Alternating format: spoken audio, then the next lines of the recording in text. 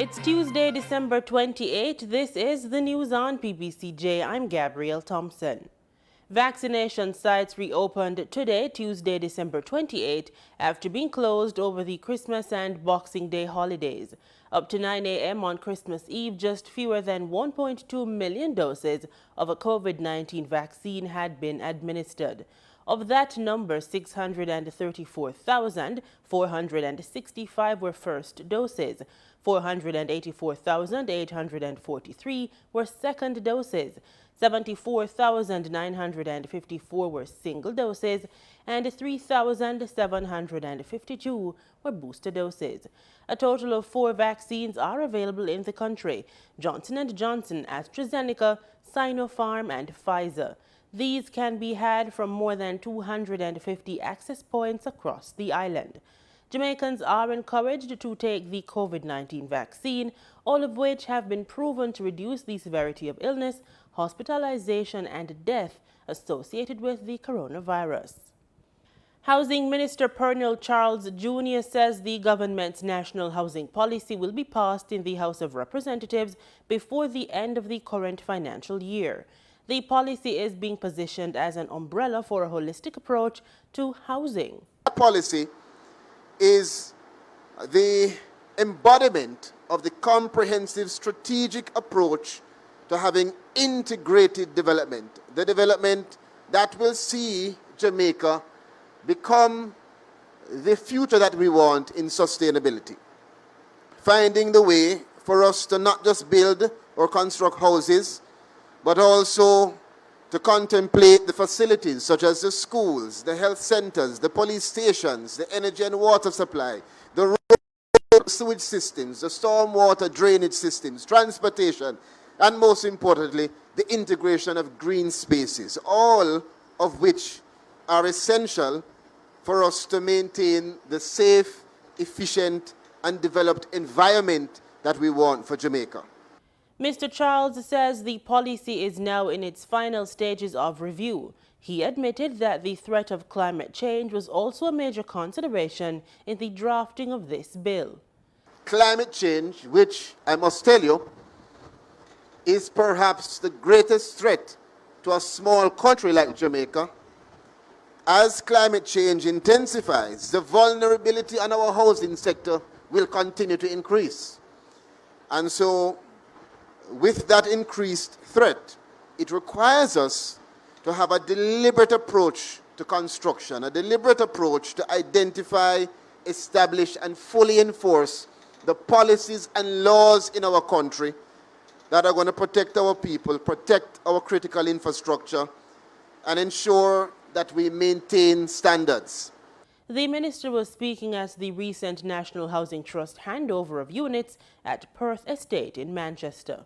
The Agriculture Ministry has set its sights on boosting Jamaica's onion production. The medium-term goal is to cut the island's onion import by 40%. But to get this done would mean that local production would have to be boosted. We get the details on this staple crop from our reporter Marlon Samuels. Onions are a staple in many dishes and are seen as an essential kitchen vegetable. There are several types of onions. They are described in color terms.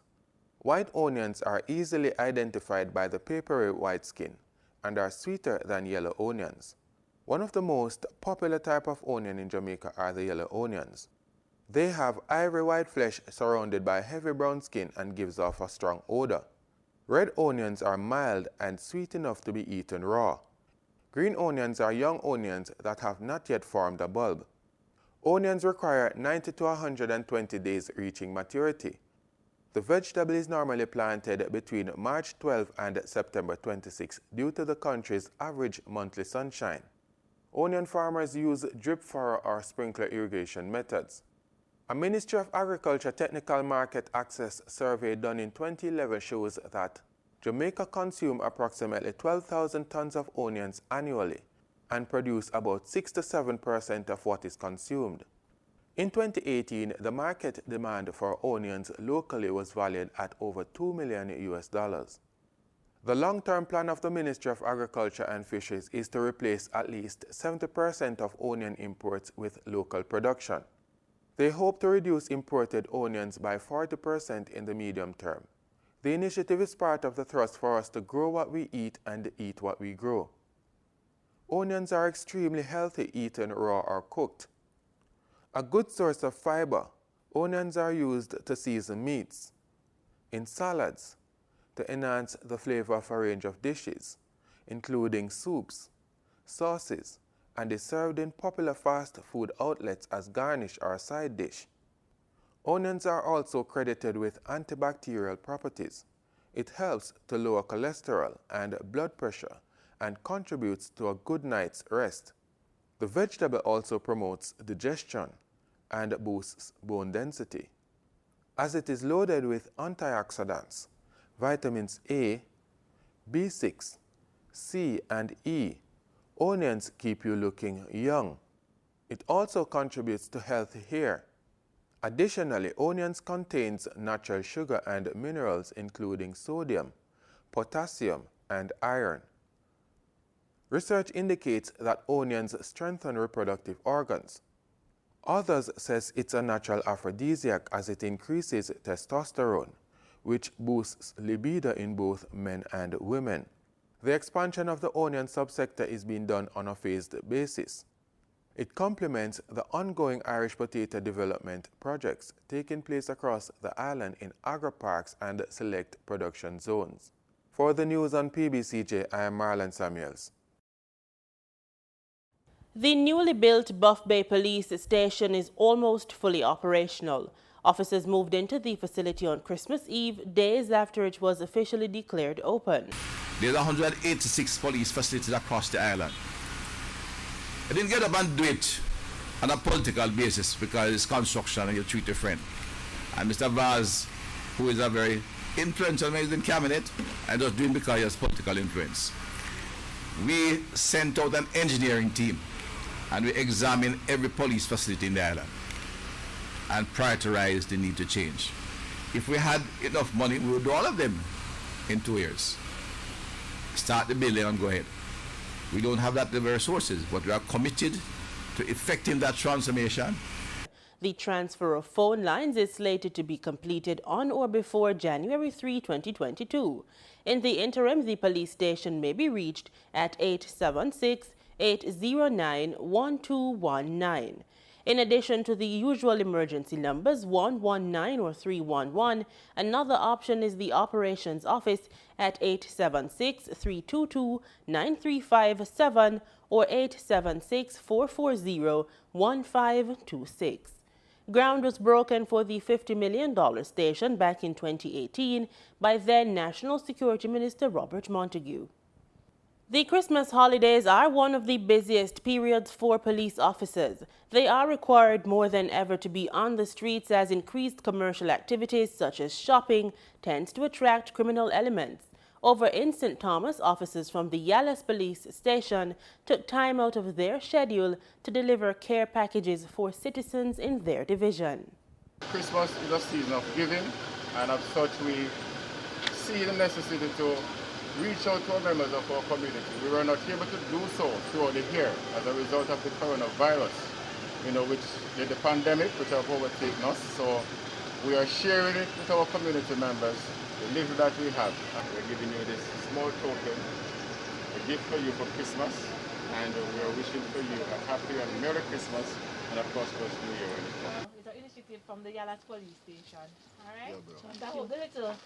Your money better nothing at all. Will help. All right? Yes. And we'll come to visit you. No one day. That's all.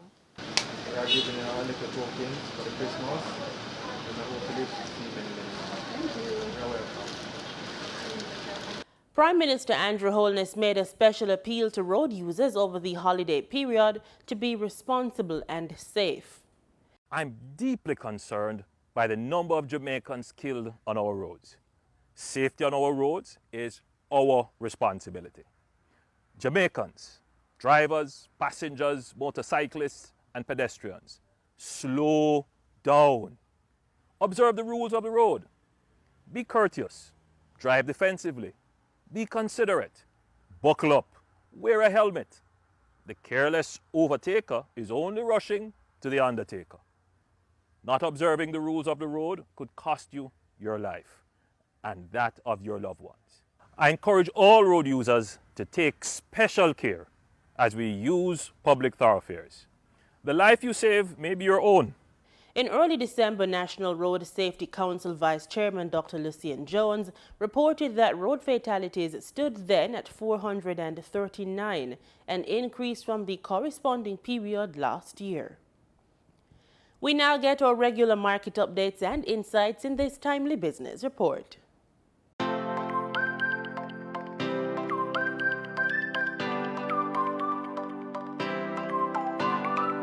In foreign exchange trading for Friday, December 24, the US dollar sold for an average $154.43. The Canadian dollar ended trading at $120.71.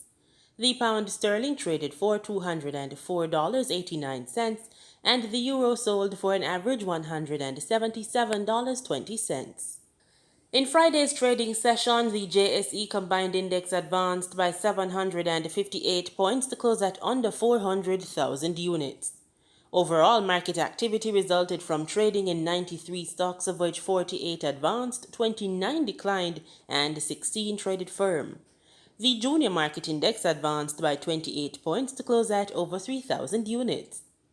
Stocks advanced for 1834 Investments Limited, AMG Packaging and Paper Company Limited, and Barita Investments Limited. Stocks declined for 138 Student Living Jamaica Limited, Cargo Handlers Limited, and Caribbean Cement Company Limited. Trading firm were Access Financial Services Limited, Consolidated Bakers Jamaica Limited, and Epley 7.5% preference shares. Wigton Wind Farm Limited ordinary shares was the volume leader with over 4.7 million units, followed by Kingston Wharves Limited with over 4.3 million units and Lumber Depot Limited with over 1.7 million units.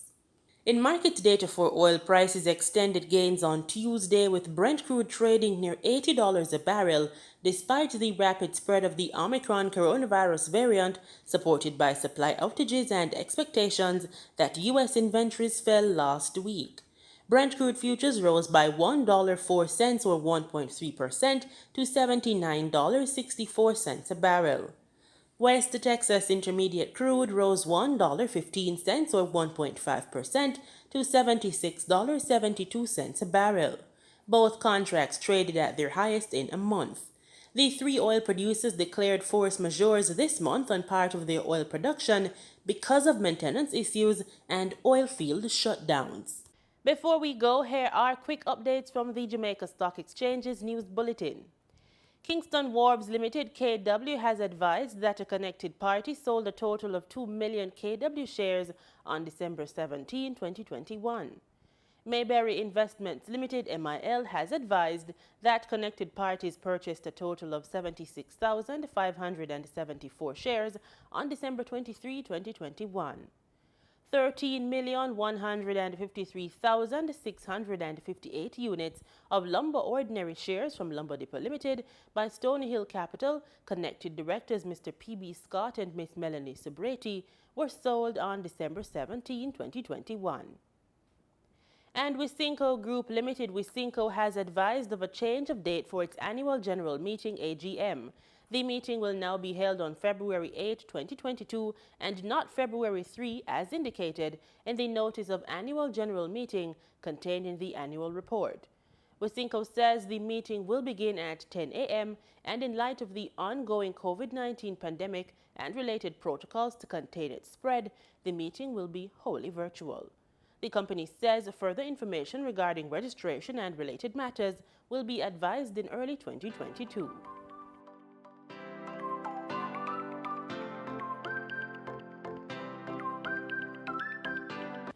In regional news, we begin in Barbados. Prime Minister Mia Mottley Monday night announced a snap election for January 19 next year, insisting that she would not allow Barbados to enter 2022 as a divided nation. Mottley said she had advised President Sandra Mason to declare January 3 as nomination day. In May 2018, Mottley led the Barbados Labour Party BLP to a landslide victory at the polls. There are no easy answers for dealing with the coming surge of COVID-19 cases. This according to Minister of Health in the Bahamas, Dr. Michael Darville, who released a statement Sunday night. Christina Dragovich of Our News Bahamas tells us more. In the coming days, Dr. Darville says government will announce details of the distribution of free medical-grade masks and the rollout of free COVID-19 testing on New Providence. Last week, government announced the tightening of rules for entering the country. Updated guidelines for other sectors are also expected soon. Dr. Darville says the Ministry of Health and Wellness is finalizing technical guidance for businesses, churches, and others to improve ventilation and air filtration. This move comes as the country recorded the highest number of COVID-19 cases in a single day since the start of the pandemic on Christmas Day, which saw 330 cases. As of December 23rd, there were 154,153 fully vaccinated Bahamians and residents. There have been 303,939 doses of the COVID-19 vaccine administered in the Bahamas. In Trinidad and Tobago, Minister of Health Terence Deyalsingh continued his tour of health facilities over the Christmas season to thank healthcare workers for their service during the ongoing COVID-19 pandemic. Minister of Health Terence Deyalsingh continued his tour of health facilities over the Christmas season to thank healthcare workers for their service during the ongoing COVID-19 pandemic. On Christmas Eve, Trinidad and Tobago experienced its deadliest day for COVID-19 related fatalities. Minister Deyalsingh expressed condolences to those families. Yesterday was a particularly bad day for us in health, where unfortunately 37 people lost their lives, and our deepest condolences to their families. And as Dr. Sankat said, most of these people are in fact unvaccinated. The health minister implored the population to get vaccinated, as he noted that the virus will not be letting up for Christmas Day, Boxing Day, or New Year's Day. Out of some difficult situations, as with the birth of Jesus Christ, our Lord and Savior, some good has come. I am hoping that the country will understand what is happening, not only here, but around the world. It is a global pandemic. And the only way to get out of this right now is to be vaccinated. He was relieved to hear that vaccination numbers among healthcare workers in the North Central Regional Health Authority have increased. I am heartened to hear the CEO said that in recent weeks, I assume, that the number of vaccinations, the percentage at the NCRHA across the board has gone up from 48% to 65%. That is excellent news. It means that the message to healthcare workers about being vaccinated is getting through. A little bit late, but better late than never. And we are heartened by this, and hopefully this will snowball and more people will get vaccinated. On the issue of the mass facility for COVID-19 bodies in Freeport, Minister Deyalsingh reiterated that government had no say in choosing the site, nor is government funding the project, as it is a private sector initiative. In Grenada, Prime Minister Dr. Keith Mitchell on Thursday encouraged Grenadians to not drop their guard during the festive season amidst the ongoing COVID-19 pandemic. The Prime Minister also urged residents to get vaccinated against the coronavirus. Delivering a national address Thursday night, Prime Minister Dr. Keith Mitchell urged Grenadians to remember while enjoying the festive season that we are doing so during a pandemic that has affected people's lives and their livelihood. As with the spirit of merriment, indulging in some excessive shopping often happens, and this too the Prime Minister urged Grenadians to be cautious with. While we love to see you to add a little Christmas cheer, we encourage you to be responsible in your spending, as January usually seems to be a very long month. Also, COVID-19 continues to be far-reaching and unpredictable in its impact on our country and our people. So far this week, the Ministry of Health has reported a total of 21 new cases, figures we have not seen in a while. This drives home the point that the threat of COVID-19 continues to exist. We have experienced the impact of a national shutdown, and we are certainly not keen to have to resort to that again. Therefore, our actions over this festive season will determine what happens in our country in the next few weeks.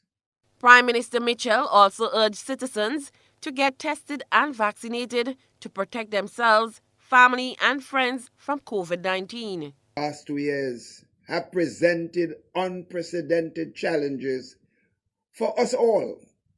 And during the period of August to October, we were particularly hard hit, losing many of our loved ones. Thankfully, we have managed to put that period behind us, and we look forward to 2022 with great anticipation. But to realize those dreams, sisters and brothers, we must continue to protect the lives and livelihoods of all Grenadians, Caraconians, and PD Martinicans. The Grenadian leader said many countries are still battling against COVID-19 Delta, but already the latest variant, Omicron, is surging across many cities, causing countries to ponder closure of their borders yet again. He said the world seems to be caught up in this perpetual cycle of opening up and shutting down as we try to find the right balance of measures that will best protect our people. He urged those already with 2 shots to get a booster. In the coming days, additional long-term testing and vaccination sites will be announced as government seeks to make these services more accessible to people across the country and to improve our efficiency in the delivery of test results. My sisters and brothers all, it is clear that COVID-19 pandemic is far from over. Therefore, in closing, I beseech you, let us stand united. Let us stand united in the fight against this common enemy. And let us be responsible in our actions as we celebrate the festivity of this Christmas season. There is only so much that government can regulate and that the police can enforce. At the end of the day, personal responsibility is critical, and we must each play our own role in fighting this dreaded disease. I wish you all the very best for the holiday season. Please, please continue to be safe. Cherry and Blackman Stephen, GBN News. In sports, we bowl off with cricket. West Indies under-19 head coach Floyd Reifer says he is happy with the preparations for next month's ICC's Men's Under-19 Cricket World Cup.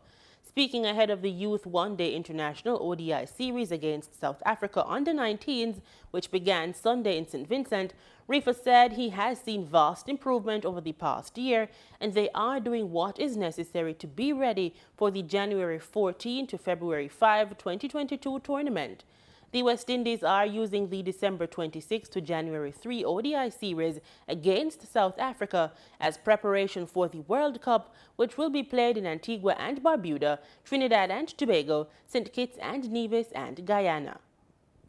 And that's our package. You have just watched the news on PBCJ, the People's Station.